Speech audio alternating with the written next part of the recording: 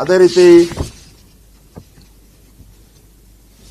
ಇನ್ನು 4% ರಿಸರ್ವೇಶನ್ ಮುಸ್ಲಿಮರಿಗೆ ಮೀಸಲಾತಿ. ನಮ್ಮ ದೇಶದಲ್ಲಿ ಒಂದು ಚಾಳಿ ಔಟ್ ಇದೆ. ನೀವು ಬಾಂಬ್ ಬ್ಲಾಸ್ಟ್ ಮಾಡೋರ್ನ ಬ್ರದರ್ ಅನ್ಬೇಕು, ಕುಕ್ಕರ್ ಬಾಂಬ್ ಮಾಡೋರ್ನ ನಮ್ಮ ಬಂಧುಗಳು ಅನ್ಬೇಕು. ನೀವು ಜಾತ್ಯತೀತವಾದಿಗಳು. ನೀವು ಮುಸ್ಲಿಮರಿಗೆ ಈ ತರ ಎಲ್ಲ ಮಾಡಿದ್ರು ಅವರು ನಮ್ಮವರು ಅನ್ಬೇಕು. ನೀವು ಜಾತ್ಯತೀತವಾದಿಗಳಾಗೋಗ್ತೀರ.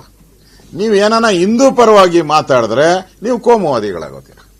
ಈ ದೇಶದಲ್ಲಿ ಈ ದೇಶದಲ್ಲಿ ಹಿಂದೂಗಳೇ ವಿರೋಧಿ ಅನ್ನೋ ತರ ಅದರಲ್ಲಿ ಏಜೆಂಟ್ಗಳಿದ್ದಾರೆ. ಈ ಪ್ರಗತಿಪರರು ಅಂತ ಹಾಕೊಂಡು ಏಜೆಂಟ್ಗಳು ಬ್ಯಾನರ್ಗಳು ಹಾಕೊಂಡಿದಾರಲ್ಲ, ಈ ಏಜೆಂಟ್ಗಳು.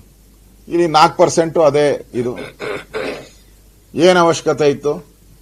ಧರ್ಮಾಧಾರಿತವಾದಂತ ಮೀಸಲಾತಿ ಕೊಡುವಂತ ಅವಶ್ಯಕತೆ ಏನಿತ್ತು? ಇದರಿಂದ ಎರಡು ಕಡೆ ಸ್ಪರ್ಧೆ ಮಾಡ್ತಾರೆ ನೋಡಿ ಅವರು. ಈಗ ಮುಸಲ್ಮಾನರು ಈ 4% ಅಲ್ಲೂ ಸ್ಪರ್ಧೆ ಮಾಡ್ತಾರೆ, ಜನರಲ್ ಅಲ್ಲೂ ಸ್ಪರ್ಧೆ ಮಾಡ್ತಾರೆ. ಎಷ್ಟು ಪರ್ಸೆಂಟ್ ಆಯ್ತು ಅವಾಗ?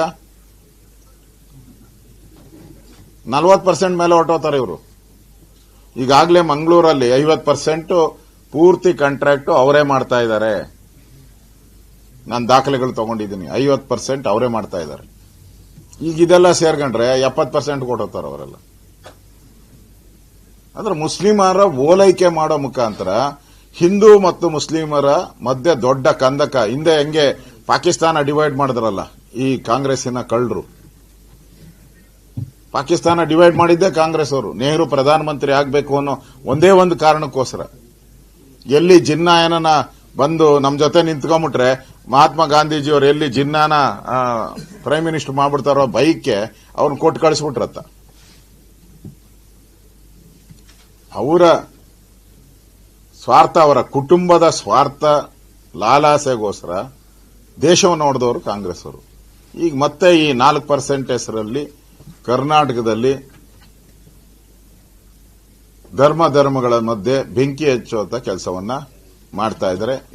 ಇದರ ವಿರುದ್ಧವಾದಂತ ಹೋರಾಟವನ್ನ ನಾವು ಇವತ್ತು ಮಾಡ್ತಾ ಇದ್ದೀರಿ.